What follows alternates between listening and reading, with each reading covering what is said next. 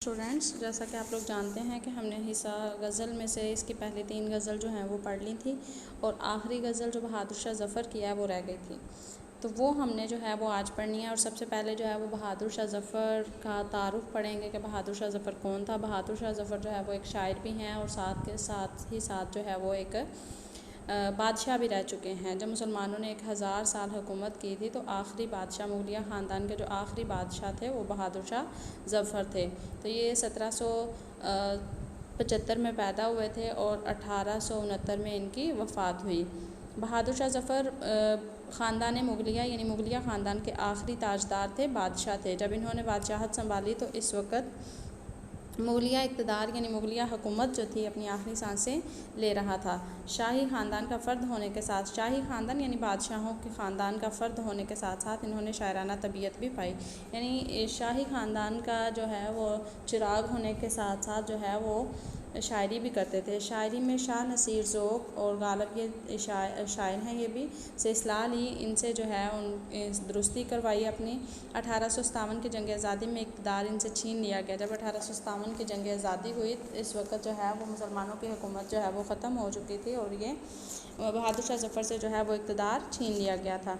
इनके बेटों को कत्ल कर दिया गया। इनकी नज़रों के सामने जो है वो इनके बेटों को कत्ल किया गया था और इन्हें अंग्रेज़ों ने जलावतन करके रंगून बर्मा में नज़रबंद कर दिया।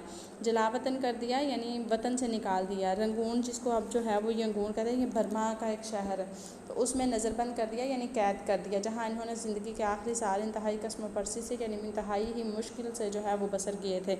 रंगून ही में इंतकाल किया और वहीं दफन हुए। रंगून में ही इनका जो है वो जेल के अंदर जो है वो कैद के अंदर जो है वो इनकी वफ़ात हुई और उधर ही जो है वो अंग्रेज़ों ने फिर इनको दफन कर दिया।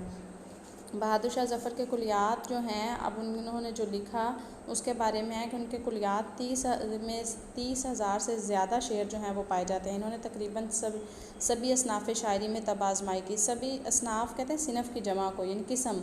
इन्होंने हर किस्म की शायरी की, तब आज़माई हर किस्म की, यानी नज़म भी लिखे, नसर भी लिखे, अपने फ़न के जो जौहर थे वो दिखाए इन्होंने। उनकी पहचान उनकी गज़ल है। शायरी उन्होंने हर किस्म की लेकिन उसके बावजूद उनकी जो शोहरत उनको मिली, जो उनकी पहचान बनी, वो गज़ल है। जिसमें सोज़ो गदाज़ और गम के मज़ामीन पढ़ने वालों को मुतासर करते हैं। सोज़ो गदाज़ यानी असर रखने वाले, असर करने वाले। गम के मज़ामीन पढ़ने वालों को मुतासर करते हैं। ज़ुबान की सफाई और रोज़मर्रा के इस्तेमाल ने उनकी गज़ल को एक ख़ास रंग अता किया, जिसकी बदौलत उन्हें उर्दू के अच्छे गज़ल गो शायरों में शुमार किया जाता है। बहादुर शाह ज़फ़र का कुलियात ख़ासा ज़ख़ीम है यानी बड़ा है, जो 4 दवावेन पर मुश्तमिल है। कुलियात ज़फ़र में उर्दू ज़ुबान के अलावा पंजाबी और पोरबी ज़ुबान के असरात के हामिल इशार भी मिलते हैं। ये इसका तारुफ़ आपने करना है और साथ ही हम जो है वो उससे अगली जो है वो करेंगे, दरख्वास्त करेंगे। तो वो दरख्वास्त जो है वो कौन सी है? तो दरख्वास्त हमारी रह गई थी राशन डिपो के ख़िलाफ़ दरख्वास्त। तो राशन डिपो के ख़िलाफ़ जो है, राशन डिपो कौन है? जो राशन को तकसीम करता है। राशन किसे कहते हैं? जो हमारे खाने पीने की ज़रूरी अशिया होती हैं। तो ये किसको लिखी जाती है? जो फूड कंट्रोलर होता है, जो फूड को कंट्रोल कर रहा होता है। तो बखिदमत जनाब फूड कंट्रोलर साहब, ज़िला अलिफ बे जीम, जनाब आले गुजारिश है कि हमारे महल्ले का राशन डिपो जिसका नंबर 512 है हमारे लिए परेशानी का बायस बना हुआ है।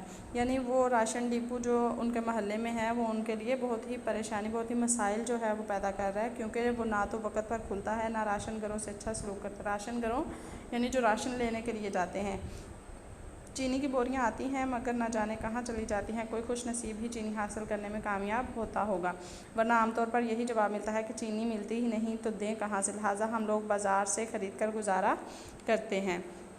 इस राशन डिपो के कारपरदाज़ों को यानी इस राशन डिपो के जो निगरानी करने वाले हैं उनको हदायत फरमाएं कि वो बाकायदगी और शराफत का रवैया इख्तियार करें, ताकि इससे जो है वो तमाम मसाइल जो हैं वो दूर हो सकें। तो ये आपने दरख्वास्त करनी है और दरख्वास्त का आपने होमवर्क करके जो है वो मुझे सेंड करना है।